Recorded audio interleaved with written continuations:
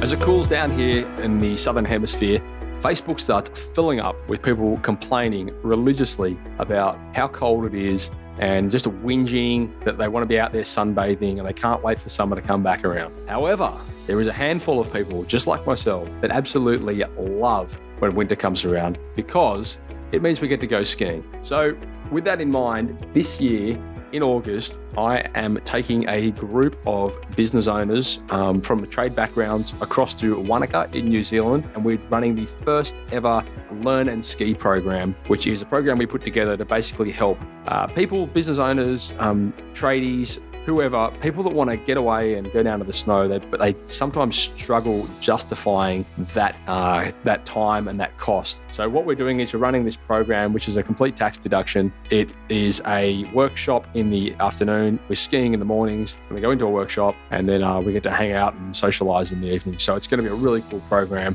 and we cannot wait for it to come around. It cannot come soon enough. So if that interests you, head across to thesiteshed.com/events where you'll be able to find a link to that. Anyway, it'll be a load of fun, so I hope you can join us.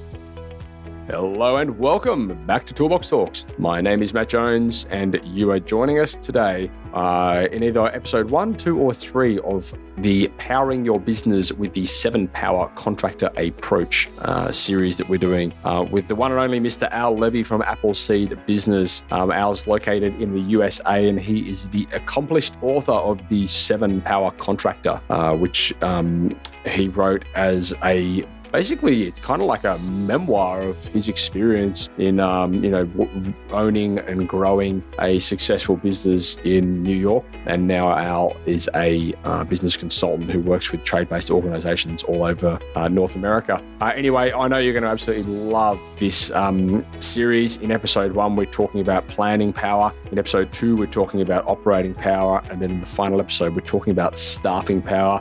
And they are all full to the brim of some absolute nuggets, so you're going to love it. Anyway, if you do enjoy it, please leave us some comments in the show notes, or better still, head across to iTunes, Stitcher, or SoundCloud, and you can leave us an amazing 5-star review. That's all from me. Enjoy. Giving tradies and contractors around the globe the tools to run a modern business. You're listening to Toolbox Talks from the Site Shed. Now here's your host, Matt Jones.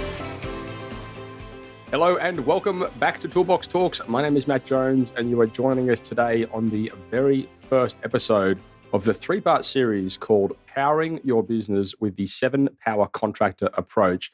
And I'm joined once again by friend and co-host Al Levy. Al, how are you? I'm doing great. It's a beautiful sunny day in Arizona, and it's about 110 degrees Fahrenheit for those of you who know Fahrenheit, and probably about like 40 plus centigrade. So a little toasty. That's warm. Yeah, well, it's overcast here in Sydney. We've just had some massive storms, and it's cold. I'm sitting here in my beanie and my jumper.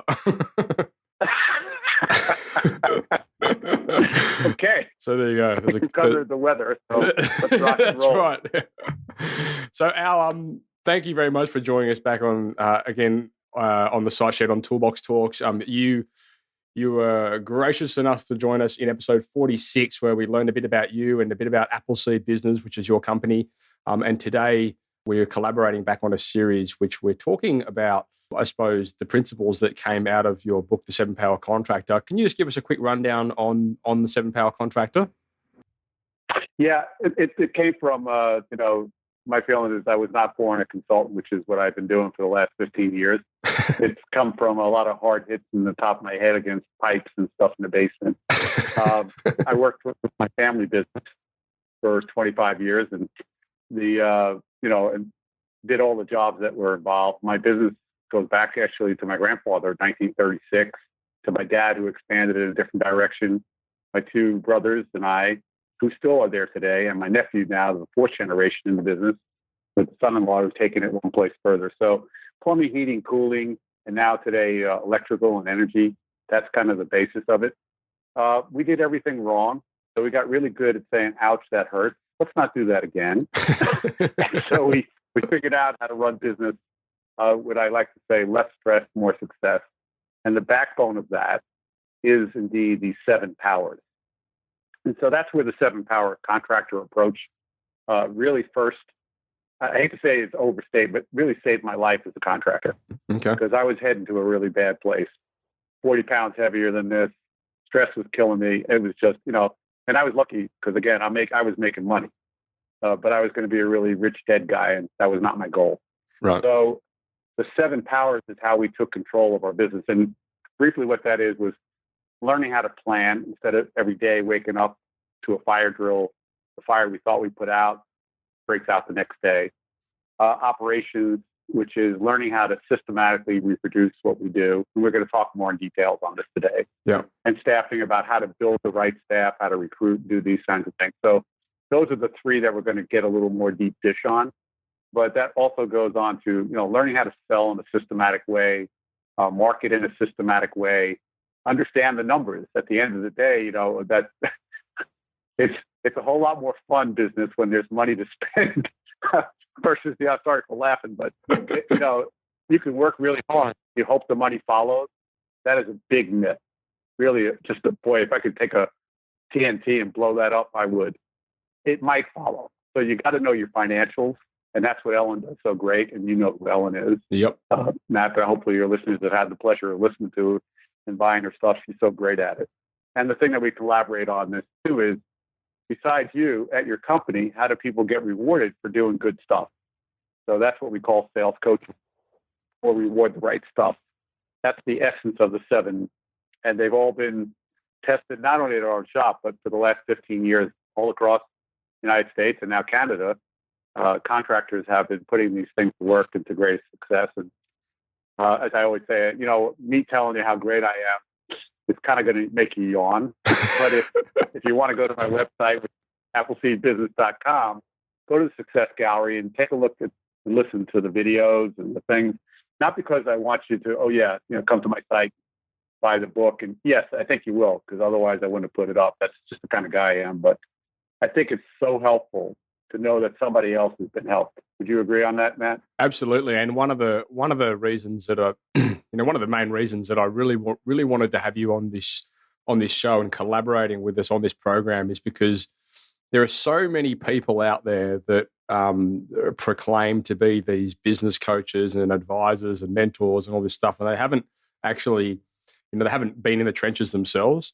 But what I like about where you've come from, Al, is you have come from the trenches, and you've been there, you've done it, you've implemented, and then you've got the background there to say, well, this is what works. If you don't want to hear it, don't listen to it. But I'm telling you, this is what works. So I think that's fantastic, and I just want to communicate that to the audience as well.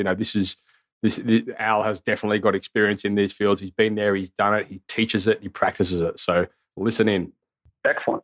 Oh, we want to dig into planning power? Yeah, let's do it. So, as Al mentioned, he's broken this down into three separate episodes, and the reason we do that, obviously, as all our listeners would know, we don't want to overcomplicate, or we don't want to give you a mixed message. So, the first one we're talking about is going to be planning power, and then we're going to be talking about operating power, and the last one we're going to be talking about staffing power. Without any further ado, we may as well jump right into episode 1, which is planning power. Okay, Al. Okay. So, you want to know where this came from? Planning power? Absolutely. Yeah, came back to the shop. I was lucky the company was 70 people strong at one point. And we were just like running around with our heads chopped off, especially when the season kicks in. There's just not enough people to manage the craziness. But I had finally came down to that, you can't always be a firefighter. You got to spend some time in fire prevention. And so I came into the office. I needed a project or somebody to help me with stuff. And I went literally desk to desk to desk to ask my staff, could they help me with this? And everybody goes, I would, but too busy. So I said, okay, enough's enough. Grab whatever you think you're working on and come and meet me in the conference room. So you got to imagine this. If you can see this picture, there's a conference table. And back in the days when you're not just computers, but you had paper, they dragged their stuff in. I told them, just stick it in the middle of this. We had this giant pile in the middle of the conference table. And what I found out in that miserable day, Matt, was all these people were working on projects that they thought were the most important thing at business, or they had been given as a directive from me, which was and was not true. Sometimes it was 2 people were working on the same project, and they did not know that the other person was working on the project. Or it wasn't even anything that I... So this home, this is, I hope people can appreciate the pain I'm sharing here. I'm sure. Through the pain, if you pay, you get better. So what we did in that point is we just finally, okay, what we need is a master project list. And so all the projects, and some of those weren't all just projects they were having. We needed to have a consistent way to discipline people, but not like punish people. So we changed the name to be corrective action. And that just means when people make mistakes, we get them back on board. So there are things that we learned that we found out we didn't delegate projects to people. We were dumping projects. So that went on the list. But there were some mechanical things that had to be done, how we answered our phone, having consistent scripts. So this whole thing, everything we needed to get our company to run better, which was less stress, more success. That's where it came from. Now it's fair to put onto this giant Word doc master, and today you can do it in Excel, you can do it any Word, you can put it on Trello boards. There's a million ways to do it. Mm-hmm. But the point is, it's got to be written somewhere. So now you got this giant list. I was going to say, when you do these lists, are you a fan of having them written down in front of you where you could visually see them? Or Trello and all these apps are good. However, you still have to log in to be able to see these things, right? Yes. And so here's what I would say is the master project list is typically, for the companies I consult with, is 100 to 125 projects. And people freak out. And I go, well, first of all, you're not going to get them done in anything less than 3 to 5 years. I don't care how much money you have or people you have, because if you try to implement that much change at one time, people are going to go crazy or quit.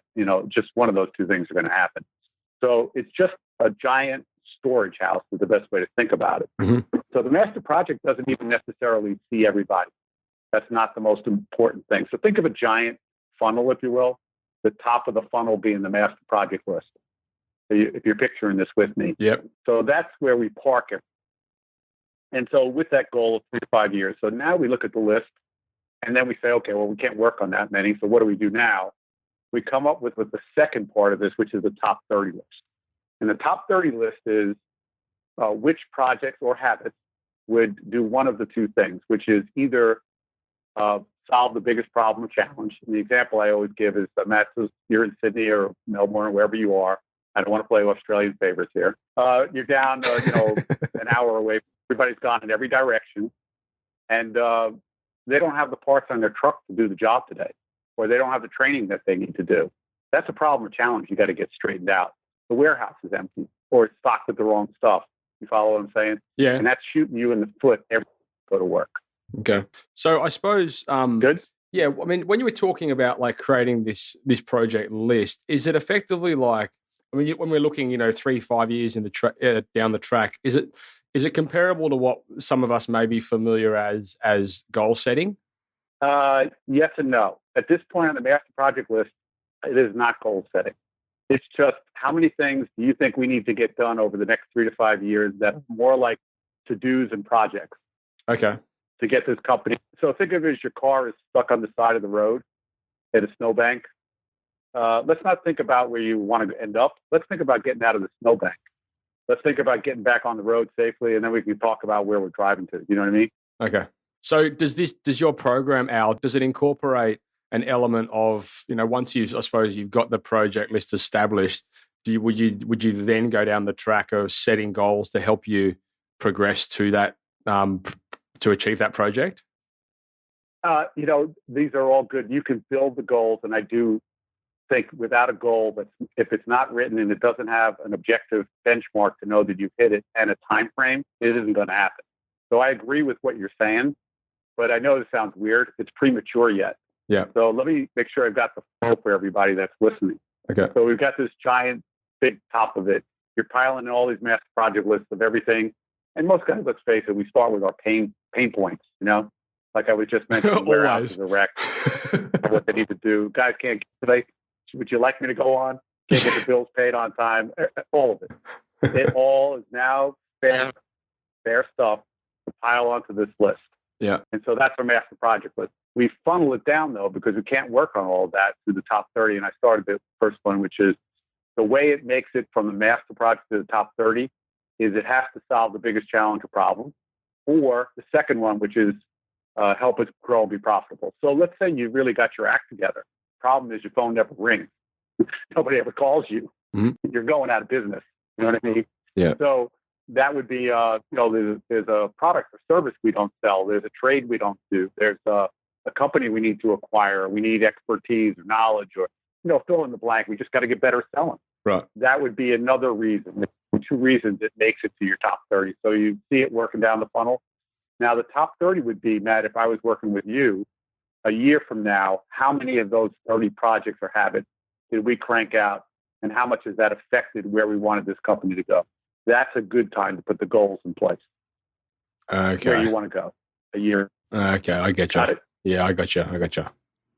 Yeah, good. And I'm glad you stopped me there because that is such a good point. Is that, it sounds weird, but it filling your master project list and then you trying to funnel every little thing based on an objective goal is, and today's the building's on fire. Hey, let's get the building fire out and then we'll figure out where we're going from here. Yeah. So that's why I'm so adamant about the master project. So the top 30 list, even if it's the great 30, you just can't work on 30 things. There just isn't enough time, energy, and money. And again, chaos. So the goal is not to get stuff done. The goal is to get stuff done right. And that's really what planning power is, working on the right project at the right time, the right way. So how do we do that? We take that top 30 list and we apply the 2 same strainers coming down that funnel, if you will, which is, once again, looking at 30. Of these 30, which 5 have earned their way to that top 5 list because they either solve the biggest challenge problem or they give you the greatest chance to grow and be profitable. And that is the only reason they make the top 5 list. And once you have your top 5 list, here's what you got to do. You got to do what Matt was talking about. He intuitively already knew the answer. It's not your top 5 list. It's the company top 5 list. And it goes up on a giant whiteboard that everybody in your shop has to pass once a day, because that's the only way all of you are going to be accountable to it. So the top 5 board has really just these 3 things on it. Picture there's a 3x5 board. And basically there's 3 columns. On the left, it says what project or habit you're working on. Then in the middle, it says why. So, we all want what we want, but at the end, I'm going to ask you, so why? Why are we doing this? And then the last one is the status, which means, setting to the goals and the dates and the things. So we'll have this done, implemented by June 15th, or we'll have this, we'll be, have the first chapter of our operations manual in by September 1st. And this is what happens is every week, no matter how crazy your week is, you said that would be the 5 things that would make your business better. And so that means no matter how crazy your week is, you are already saying you're going to devote time, energy, and money to make those 5 projects and habits come to life. So and when they get done, even if it's % done, yeah, go ahead, man. One thing I would like to ask you, and I'm not sure, perhaps we're going to cover off on this in the 3rd episode when we talk more about staffing, but I'd like to ask you about accountability within the organization and how that comes into play when we're talking about implementing and executing these plans. Excellent.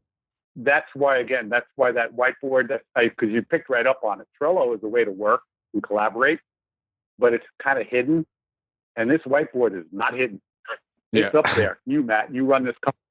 You and I'm a manager of your company, and everybody who's listening is working there. We put this board up. We make a big deal about it. We talk about why these 5 made it, and this is what we're doing to make them happen. And then they look at the status column, and they never see anything happen. Come back 2 months, 3 months, 6 months, it looks exactly the same. What do they know about you and me? Right. We're not diligent in driving the ship. Yeah. Exactly. So that is where the accountability hits home. And that's where this kicks in. And it's not just my project.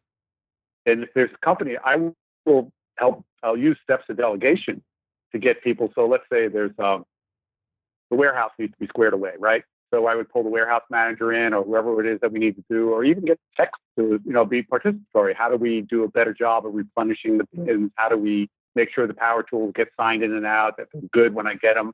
When they come back in, they're good. So we don't have to be working with bad, dangerous tools. That's the time to collaborate. It's not just, me coming down off the mountain saying, hey, this is the law. This is what you got to do. Right. You know what I mean? Yeah. So when you're doing this strategy, are you running, say, weekly, or is it every bi-weekly meetings or something where you're bringing everyone together, you're looking at the whiteboard, you're assessing where you are in comparison to where you need to be. Is that how it works? Yes. If people have been delegated that project, so we need to have new uniforms a month from now. Yeah. And you have been you're coming on board to help me get this thing done. Everybody here at the company sees that up there. We said we need uniforms. Why? If we want to have a better image.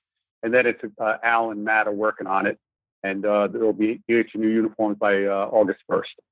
And then every week, you and I are, and then we update the status of the board about where we are in the process, so everybody's kept in the loop. So I can see this is where technology may be an advantage, because in the space of doing things like applying tasks to people or allocating tasks to people, setting reminders, setting or automated follow-ups and all that kind of stuff. I mean, are they things that you look at as well? Yes, it comes off the board. The board is not how we get things done. The board is how we communicate to people that things are happening and we're getting stuff. And what's really cool with companies after a while, people at the company want to get their project to have it up on that top 5. Yeah. They're competing to get it up. They like it. It gets exciting. They can't wait for something to come down and see what's going up next. Yeah. So as to getting the project, if I'm going to bring other people other than myself, or I have a management team and we're working together on it, yes, technology Outlook to me is still one of the best. So it's a month from now. You and I are going to set up recurring meetings every week. And every week you're going to come in and tell me, Matt, how are we doing on getting our new uniforms? Yep. And if we're off track, we're going to fix it right now. We're not waiting a month to find out it never got handled. Yep. No, this is good. This is excellent. I would love to see a photo of one of these boards so I could post it in the show notes. Do you think your brother would be able to send you one? Or? Let me make a note of that. I can mail it off. Yeah, can I mail it off to where I emailed you before? Yeah, that'd be great. Yeah, because I think just so I can post it in the show notes and show the listeners when they come on that page, they can actually see, that sort of structure and how it actually looks. That'd be awesome. Yeah, I'd be happy to share that. And a picture is worth 1,000 words. Be aware sometimes guys put too many words in because. Oh yeah. But that's how things get done. It's Word doc or other things that we're using or Outlook. That's just for broadcast. Google Drive. And then you got Google Drive. Yeah. I'll convert you eventually, Al. I'll convert you eventually. Yeah, I totally get it. All right. Well, that's awesome. So, was that kind of what you wanted to cover off on planning power? Is there anything else you wanted to speak about specifically? Yeah, if we're moving towards the end, and I recognize, we could talk hours on this, and I have talked for 2 days on planning power. So this is that. As much as we went in depth there, it's still like get to the surface. So here's the key: you want to be working on the right thing at the right time in the right way. That's the 3 rights for planning power. If everything else escapes you, remember that. And the last thing I will, and Ellen has a great line that she's coined, which is plan or be planned for. So you take control of it or it controls you is the best way I can describe it. And that's the power that's in planning power.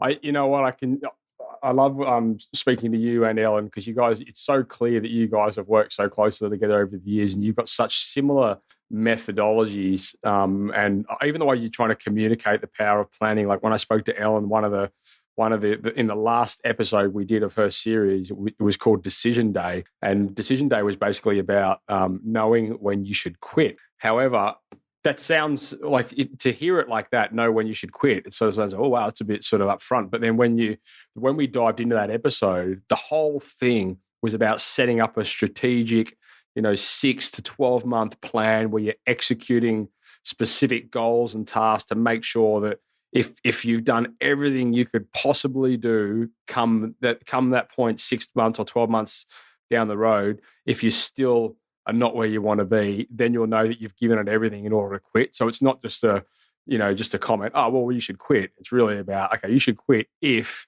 you know that you've given it everything. Yeah, and unfortunately, I know those conversations because Ellen and I have been on some of those together and apart. So I'm aware of it. So here's 2 things that I would share is anything that Ellen said that's really good, she stole it from me. And hopefully she'll never hear me just say that. She's brilliant. She is brilliant. But, we really have been working together so long. And that's exactly right, which is give it your all. But there's no law that says it has to work. But until you've worked it, and really it starts in planning power. And if you were to get Ellen on this call, she would verify. When we work together, even on our own stuff, we obey these 7 power concepts. Yeah. She has adopted this as her home thing that she takes it on. So yeah, out there, really grab hold of this. Yeah. I don't care if you're old fashioned, you want to write a list. I don't care how you want to do it. Put it in Outlook, stick it in notes, do whatever you think you need to do. But whatever it is, get that giant list together of projects and habits that can take you where you want to go. Yeah. The first thing is to get the fire out. That's good.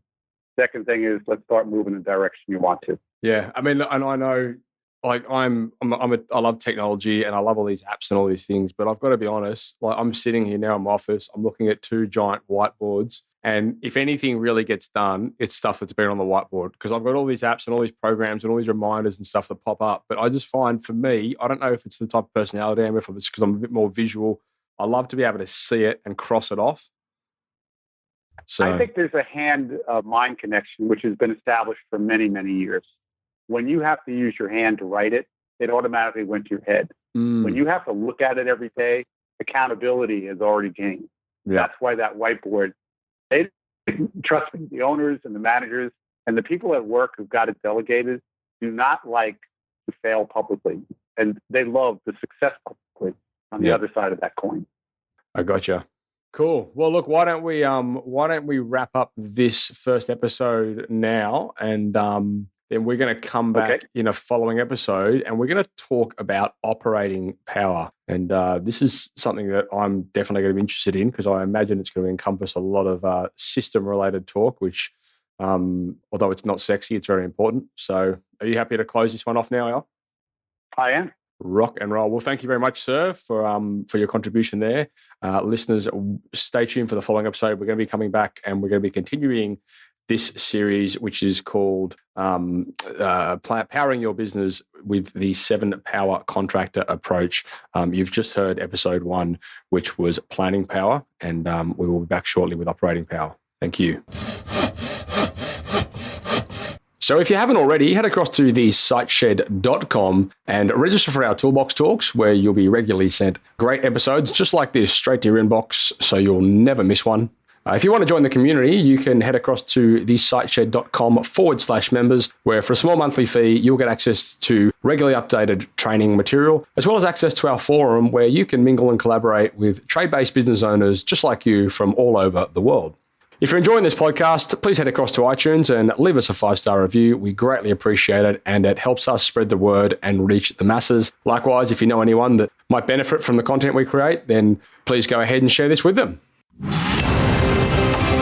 You've been listening to Toolbox Talks by The Site Shed. For more great content just like this, head across to thesiteshed.com and join the amazing community of savvy trade-based business owners.